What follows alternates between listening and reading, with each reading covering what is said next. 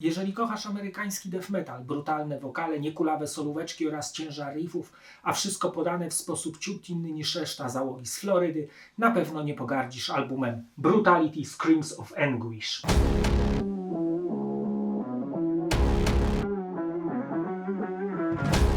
Brutality powstają na Tampie na Florydzie w 1987 roku jako Abomination i grają thrash. W 1987 nagrywają demo pod tą nazwą, a następnie zmieniają szyld na Darkness. W 1988 po raz kolejny decydują się na zmianę nazwy, tym razem już na Brutality i nagrywają dwa dema, Brutality Version 1 oraz Brutality Version 2. W 1990 nagrywają kolejne demo Dimension Demented, z którego 3 utwory później zostają wydane na epce Hell on Earth. Zaś w 1991 nagrywają kolejne demo Metamorphosis. W 1992 po podpisaniu kontraktu z Nuclear Blast i wypuszczeniu epki Sadistic wydają swój wiekopomny debiut Screams of Anguish, o którym będzie ten odcinek. To kolejny album floryckich ekip pierwszej połowy lat 90., które wydały na świat wiele gigantycznych dzieł death metalowych. Słuchając krążka nie mamy wątpliwości, skąd pochodzi grupa. Jest tu gęstość i brutalność, jak wskazuje nazwa, ale z technicznym sznytem, gdzie nacisk położono na złożoność rytmiczną, a nie ilość dźwięków. Od pierwszych sekund pięknie gruchocze nasze kości masa bezwzględnego ciężaru wraz z wkręcającymi wręcz chirurgicznymi solówkami, będącymi kontrapunktem dla pochodów gitarowych Jaya Fernandesa oraz Dona Gatesa. Co ciekawe, występują tu dwa spokojne, atmosferyczne interludia, które wprowadzają trochę spokoju od ciągłej defowej zadymy. W muzyce Brutality uwielbiam te ich nienawistne zwolnienia, którymi przepełnione są utwory, po których następują pełne agresji energetyczne przyspieszenia. Do tego ten wokal Scotta Reigiela, przypominający wczesnego Bentona w połączeniu z Coelierem, wprowadza pełen nienawiści klimat. Nie używa on screamów, czasem wspomaga się wokalem Acresa i opisuje świat jako nadnaturalne, apokaliptyczne miejsce, w którym człowiek doświadcza konsekwencji swoich czynów i zmierza ku zgubie. Wydaje mi się, że album powinien spodobać się tym, którzy szukają ciężaru w muzyce oraz tym, których zachwyca poziom techniczny i nagłe zwroty akcji. Ale słuchając krążka ma się wrażenie, że wszystko zostało tutaj ultraperfekcyjnie zaplanowane, że każdy dźwięk wynika z poprzedniego i stoi na odpowiednim miejscu. Produkcja wykonana przez Jima Morrisa w słynnym Morrison Studios wydaje się bardzo organiczna, a także pełna betonowej masy, która wlewa nam się w świadomość, spalając ją razem z tego typu muzyką. Perkusja Jima Cockera również nie odstaje od reszty zespołu, tworząc to monumentalne dzieło. Przechodzi od groovów do blast beatów w ułamku sekundy. Zaś bas Jeffa Acresa współgra z kotłującymi się gitarami, grając swoje wykręcone partie. Mamy tu również powolne wstępy prowadzące do ciągnących się solówek oraz podwójnych melodii gitarowych. Wszystko na tym krążku jest wyważone. Technika, precyzja, atmosfera, melodie.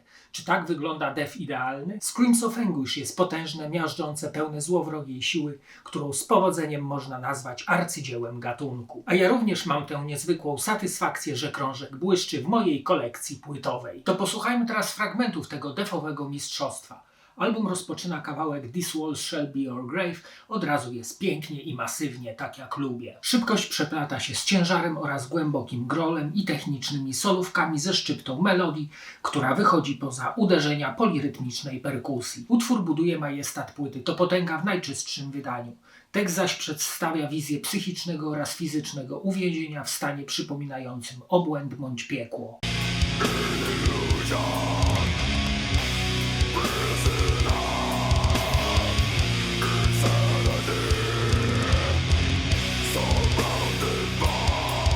Crushed, początkowy walec przeradza się w burzę dźwięków atakującą nasz łeb z każdej strony. Gitary sprzęgają na tle masywnego basu oraz podwójnej stopy.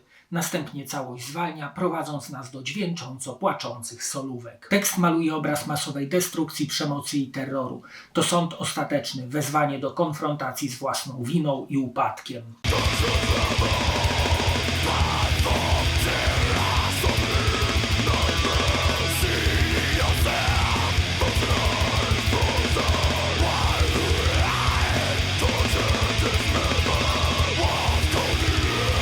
Spirit World to niesamowicie klimatyczne instrumentalne interludium z gitarą akustyczną oraz wiejącym wiatrem, dające 3 minuty wytchnienia od defowego naparzańska. Utwór podkreśla chęć uczynienia albumu bardziej żywym, zmysłowym oraz organicznym.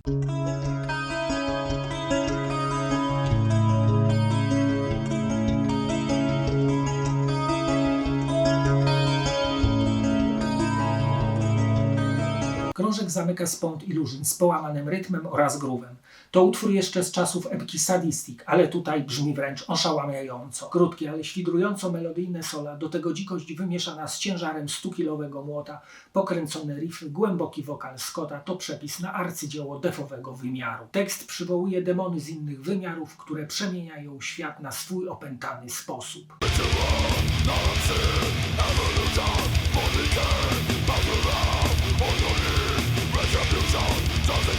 Czas zobaczyć okładkę i wkładkę. Moje wydanie jest z 1993 roku z Nuclear Blast. Cover jest dość oczojebny i na pierwszy rzut oka wydaje się takim patchworkiem kolorystycznym. Dopiero przy bliższym przyjrzeniu zaczynamy dostrzegać duchy, jakieś demoniczne dłonie, pioruny, nagą ukrzyżowaną postać w centrum kadru. Ogólnie to świat z innego wymiaru, pełnego cierpienia i bólu. Po prawej na górze umieszczono czerwone logo zespołu, na dole zaś tytuł albumu. Wkładka jest monochromatyczna i o czarnym tle. Na pierwszych 3 stronach lecą sobie teksty, a pod nimi podano adres korespondencyjny do zespołu. Dalej umieszczono fotkę kapeli, na ostatniej rozkładówce widzimy podziękowania, a dalej skład nagrywający, miejsce i czas nagrania, wymieniono producentów, inżynierów dźwięków, grafików i tym podobne. Na dole logo Nuclear Blast. Na stronie zamykającej wkładkę widzimy koncertowe foty chłopaków, a po środku skład zespołu. Na krążku CD w tonacji granatowo-czarnej widać znak radioaktywności, na którym widnieje pisane białą farbą logo zespołu, tytuł albumu i tytuły utworów oraz logo wydawcy. Na stronie tylnej pudełka umieszczono zdjęcie zespołu, a po prawej na czarnym tle czerwoną czcionką wymieniono tytuły utworów z podziałem z winyla na strony pierwszą i drugą. Dalej skład nagrywający, miejsce i czas nagrania, producentów, fotografa i tym podobne. Niżej umieszczono kompozytorów oraz logo Nuclear Blast. Brutality to jeden z najbardziej niedocenionych zespołów, a którego debiut bez problemu można postawić obok ikonicznych dzieł Morbid Angel czy Cannibal Corpse. Screams of Anguish to płyta potwór, zatopiona w eklektycznym geniuszu.